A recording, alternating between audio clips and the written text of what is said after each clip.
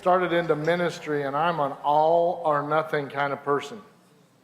And I drive my wife crazy with that, because if I do something, it's all the way, 100 miles an hour, or I just don't do it.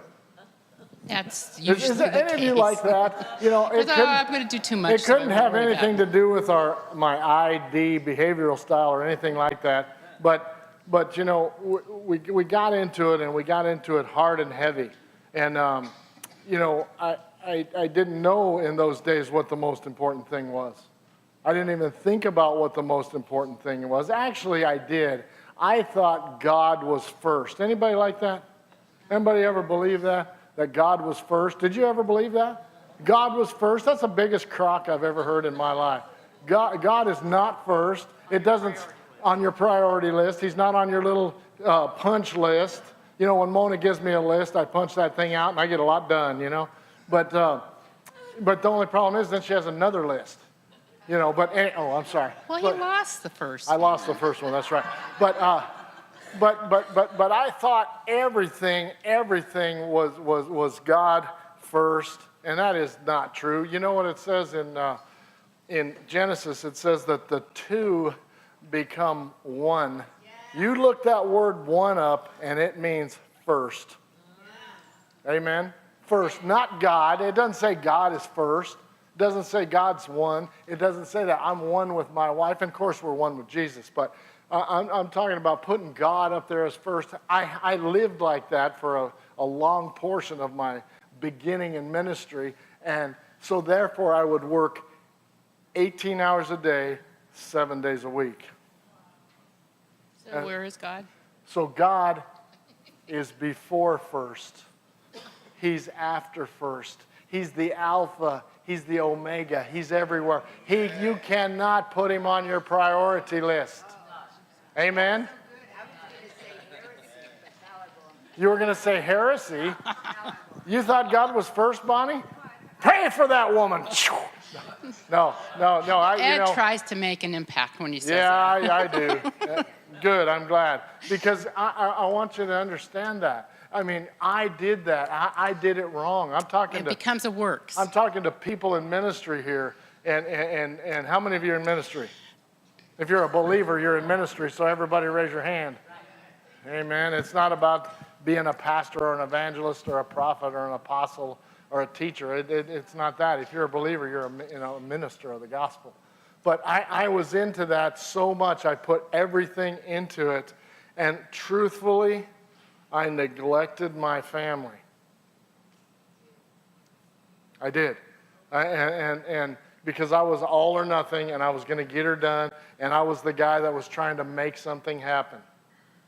And what happened to me is when my son Adam, who was 16 years old at the time, and he was not an easy child. I don't know if you've ever had one of those, but he is amazing. But he came to me, and early on, when Adam was a baby, he was 16 months old, he had a heart surgery, and many of you have heard that testimony, and that's what brought me to Jesus. And Adam came to me, he says, Dad, now, I don't understand this. He said, when I was a baby, when I had that heart surgery, it brought you to Jesus. And now, he said, this ministry that you have in Jesus has taken you away from me.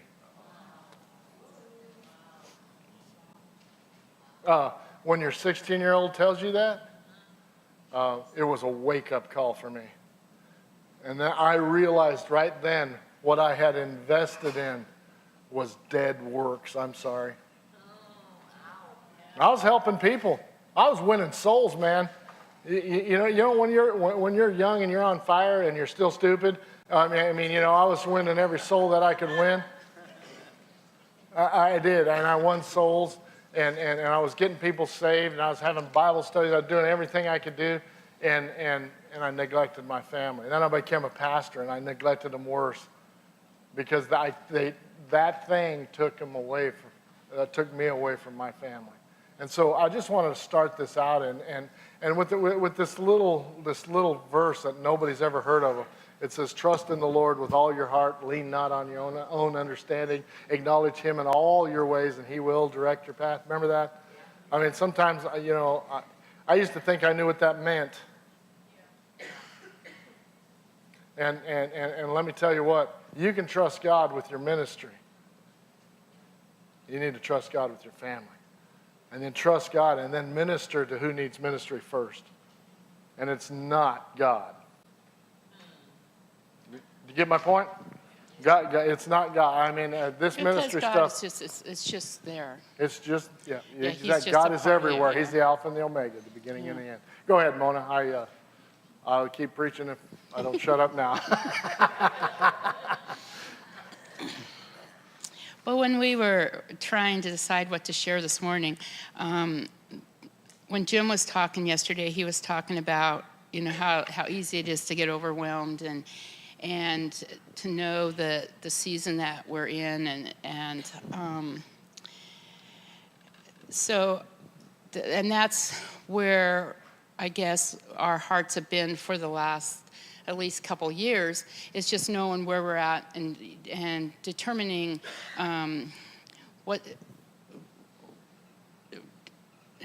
determining where we're at right now. What is important right now? So, and I'm going to share just a little. This is a long story, but I'll share it a little bit. Most of you know most of the details about it anyway. But a year ago, December, our youngest son. Okay, we have 5 children. 4 boys and a girl, and they are all, 4 of them are married, and one of them has a girlfriend, and we have 22 grandchildren. So, and we had them all at our house in May. Hey, and I know all their first names and all their last names. No birthday. He doesn't know birthday. No birthday. No. He knows which parent they belong to. I do. He doesn't know how old they are or anything. No. He has an idea. But anyway, he knows the oldest one anyway. I remember the first one. You remember the first one.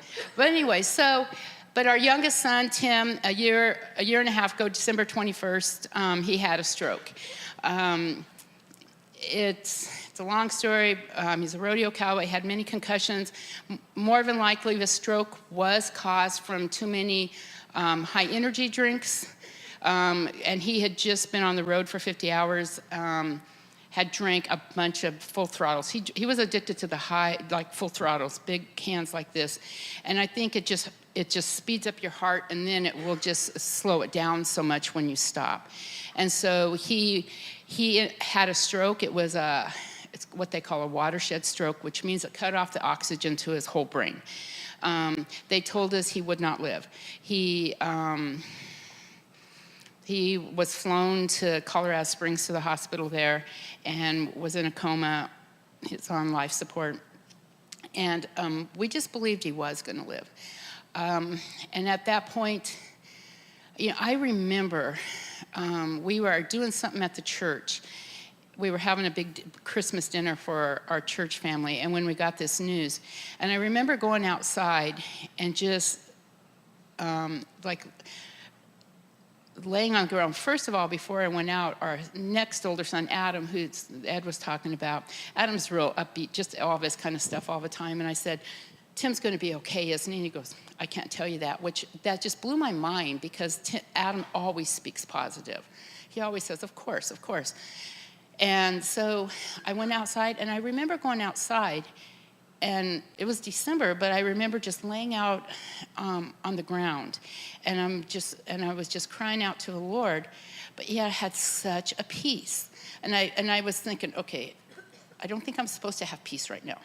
I think aren't I supposed to be a little bit more nervous about this? And I'm trying to fret about it, and I just had so much peace, and I didn't know what that meant, if that was what that meant exactly. Actually, I think that they haven't told us this, but we're almost positive that they lost Tim, that he flatlined. They had taken him in an ambulance, and then they stopped somewhere to put him on a flight for life, because they didn't know what to do with him. And I think that's when my peace came, is when because it was about the same timing. I got this peace that he was alive. And I didn't know anything. But anyway, I just had this peace, and even though it was kind of scary, we didn't know.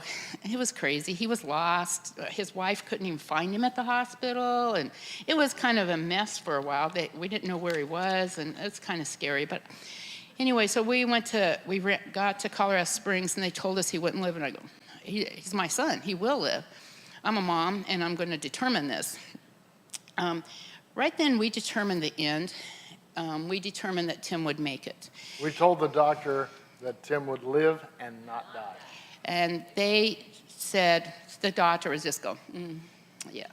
So they just thought, when we were in there praying for him all the time, that we were just silly, I think. So we just kept praying, and we just kept believing that.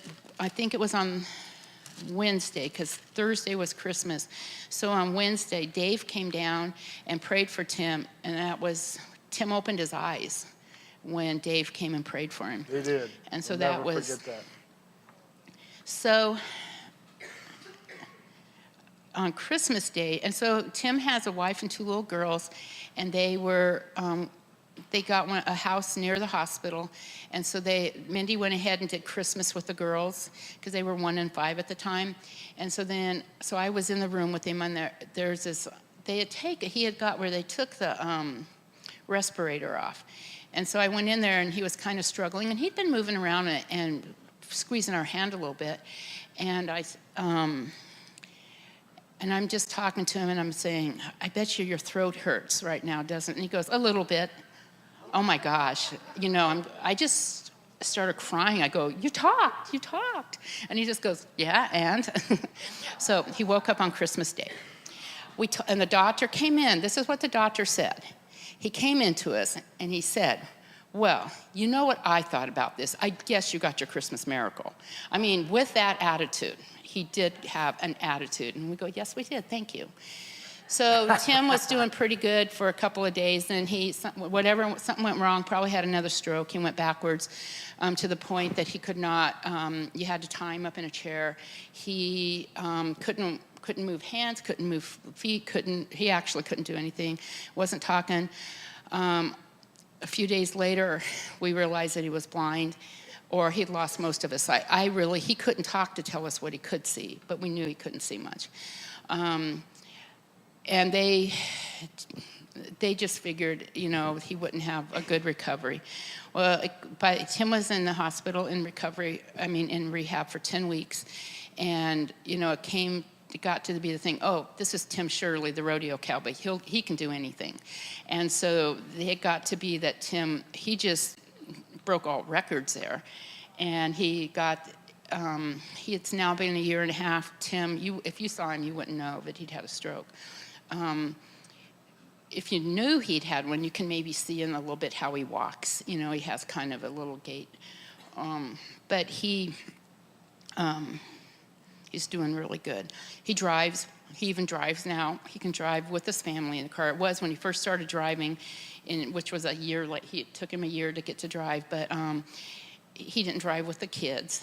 But now he drives. He can drive his family, and he's doing really good. He's back to work. And his mind is really pretty sharp. But I just wanted to share that in life, we all have things happening. That was our thing, and no matter what, and you need to determine the end. I determined that Tim was going to make it.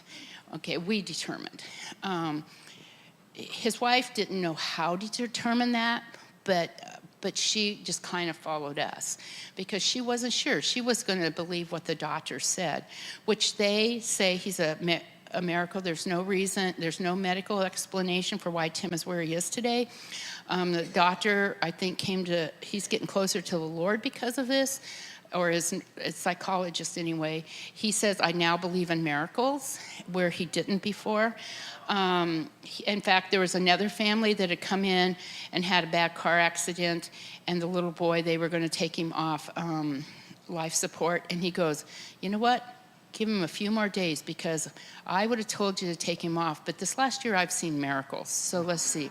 And that's what and that little boy did live. He lived. And so, so there was a great witness. Tim was a great witness. And the people, they fell in love with him. I don't know why. Sometimes he was mean to those nurses and cussed them out, but they all fell in love with him. So anyway, we have to determine the end. And I know that it doesn't always turn out like we want it to. I know, I have to share this, one of my hardest things I was so thankful that my son, our son, I'm just speaking, I mean we. We're one, honey. But I was so thankful my son lived, but yet my heart ached because I know so many people that have lost their sons or their children, and people, my family and everything. And so it was like one of these things. I was thankful and in grief at the same time. I don't know how to explain that. And because it doesn't always turn out exactly like we think it might, but we got to determine that end and go towards it. If you don't have something to go towards, what does it look like? What is it supposed to be? We determine the end. We have a son right now that's gone through a divorce. He's divorced now, but it's done some hard things for his kids. One of them tried to commit suicide. One of them, when she was 9, threatened to commit suicide, and she ended up in the mental ward of a children's hospital for a week, which just tore me up. That just tore me up that my little granddaughter was in that place, because I think she's in lockdown. Parents can't be with her. Had to be scared.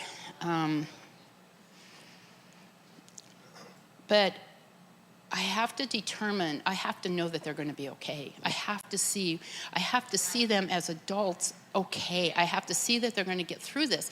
And if I don't, what's the use? If I don't, what do I have? We have, what did I do with my little, here it is. We have our oldest son our oldest son lives in Tennessee and has 8 children. The oldest one, Caleb, he has a boy and 7 girls. And Caleb was all this was happening, like suicide and Tim in the hospital and everything all at the same time. Isaac didn't do, but he just tried. And I can say that because it's Isaac's testimony today. He does use that testimony in Thank youth. God for our youth camp. Yeah. Because our youth camp has ministered to that boy, and he is when they traveled to those, because that's made a difference. Those traveling youth camps been the best thing for him. Isaac would say it is his testimony, but our son was dealing with, and when your kids are dealing with things with their kids, it hurts. It hurt. Some people tell me that it's hard the hardest time is when your kids are little like this. And I go, are you kidding? It's when they're adults and you have no control over their decisions. That's when they break your heart. And that's when you're going to say, but anyway, you can't do it anymore. You can't stand them in the corner anymore.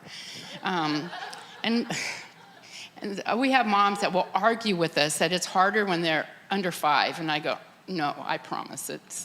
It's hard in some ways, but it doesn't affect your heart the same. It affects your heart because you want so much for them to be okay. But anyway, so Caleb had he'd run away, he'd stole his parents' car, he didn't have a driver's license, done all this kind of stuff, and they had to make a decision they made a decision to send Caleb to a boys' ranch, like, I don't know, I guess to a boys' home kind of. They wanted to be able to place him somewhere that they wanted him before the courts got involved, and they had to tell him where he had to go. So they did do that, and that was hard. So I'm sharing a lot of this is because we all have issues. It doesn't matter if you're in ministry.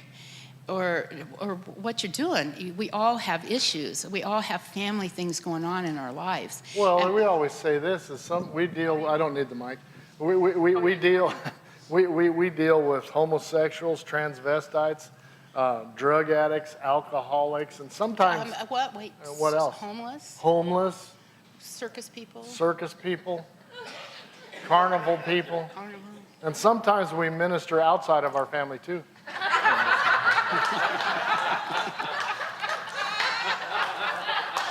And that's all the truth. And that's really true. So everyone has these, but Caleb is now, he just graduated from high school, and his parents still don't feel like their house is so peaceful when he's not there, and he isn't going to go back and be respectful to them, but he's living with us now, so it's like we have a teenager again in our home. He's almost 18, and he's going to youth camp. I'm so excited. And he chose on his own to sign up for youth camp, and so we're very excited about that. Because there was a time when he started saying, oh, I don't believe in God. He was doing all that kind of stuff. And that was breaking his parents' heart because they raised him up. But he's not disrespectful to us so far. So Through all of this stuff, through all of the things that we've been through, all this stuff, our church just fell apart. And there was nobody left. That's not even true. Is it, Julie? You were there. You're like, what's he saying? No, you know what? Our church came together, and you know what they did? They supported us. I mean, to tell you, our church came together as a body. Man, we'd go there, and Julie and the praise team would be up there praising Jesus, man, and we'd get in there. We went 180 miles every day except Sunday, and sometimes Mona would go on Sunday. I didn't go on Sundays to see Tim. But we went there, and our church came together. They ministered one to another. Let me tell you what, guys and gals, if you have an issue, you can leave your church. And if you can't and it falls apart, so be it. You mean for your family? Yeah, if you have an issue in your family. If that's what, you have to be there for your family, but the Lord works it out. She made me. We still were there every Sunday. We were there. We did. We went every Sunday. We went to church on Sundays. Amen. Aren't we good little pastors? We kept up with some of the stuff that we could. We did, and did some funerals in between there, did some weddings, everything. We did all the stuff. But the people did come. But our people came together, and it was awesome. I don't think one person left because we were goofy or anything. It was incredible. It was incredible. Not that time, no. No, they left. They left for other reasons. They left later. They waited till we got through the thing. That's right. This isn't working. It's not working. Did it go off? I think so. Battery dead? Battery dead on the mic? Here you go, Mona. Ooh. Okay. Okay. It won't hurt you. Okay, thanks. For the record. Okay. Last year on Ed's birthday, Dave and Bonnie gave Ed the Passion. This Passion translation. And I really, really enjoy it. But one of the things that we were doing Carolyn Leaf's book, but on the toxic thoughts. If we don't determine the end and have somewhere to go, we're going to end up with toxic thoughts. And this verse in Proverbs 4:21 in the Passion says, "Fill your thoughts with my words until they penetrate deep into your spirit. Then as you unwrap my words," I like that, "as you unwrap my words, they will impart true life and radiant health into the very core of your being. And so above all, guard the affections of your heart, for they affect all that you do. Pay attention to the welfare of your innermost being, for from it flows a wellspring of life." But I just like how it says that, but that's what we have to do. We have to know that in. So no matter what we're going through, it doesn't matter if one of our grandsons or someone's trying to, threatening suicide, if someone's sick, if you got runaway grandkids, if you got grandkids in the mental hospital. At the same time, my mom was diagnosed with breast cancer. We had all kinds of other things going on at the same time, and I just had to determine that this was all going to be okay. And if I wouldn't have, it would have been, I would have been a worse basket case than I was. It doesn't mean that I don't ever get off, but that I had a direction, I had somewhere to come back to. I knew where to come back. This really hit me for some reason, but a few weeks ago, there was another little miracle with Tim. We had all kinds of miracles with Tim, and that's how we knew the Lord was just with us and all these things. And we didn't even have to, it's like you're saying that he's just there. It's not like he's first on our list that we had to go to. He was just there. When Tim was getting ready to get out of the hospital, first of all, they wanted us to put him in a home somewhere, and I refused. I just said, I'll be with him all the time. I'm not going to go set him in a wheelchair somewhere. That's not Tim. Sometimes people may have to do that, but that wasn't what Tim needed. And so we did get home health care for him, or whatever you call him, a caregiver, which he refused to use. Absolutely refused. He fired him the first day. He fired him the first day home, which is good, I guess. It helped him get going. But we had to find therapy, outpatient therapy for him. They just kind of give you all these numbers and you start calling. So we called, and only one called us back. And it was the one that would have been close. It was St. Anthony's that was closest to our home. So I said, thank you, Lord. We don't have to make a decision now on where to go, because only one called us back. I mean, that was huge at that point, because how do you know where to go, which is best? And we don't know anything about this. So the Lord did that. The first time when they went to this therapy, they realized that he was blind pretty much. And they didn't do anything much for him in the hospital with that. And so they suggested a lady just 2 blocks down the street that was a visual therapist. So Ed and Mindy and Tim went to see her. And you want to tell that part? Sure. We went to see this I keep forgetting. lady. Her name is Dr. Marisa Kruger. She's my hero. I went in there, and she told us, I'm sorry, but the insurance that you have, or that Tim had, will not pay for me. She says, and my fee is $350 an hour. And I said, okay, well, can you help him? You know, that's pretty steep. And he only had to see her a couple of days a week for 2 or 3 hours. And, and so I'm adding that up. I'm going, yeah, for over a year. And she goes, yes, I do. I think I can help him.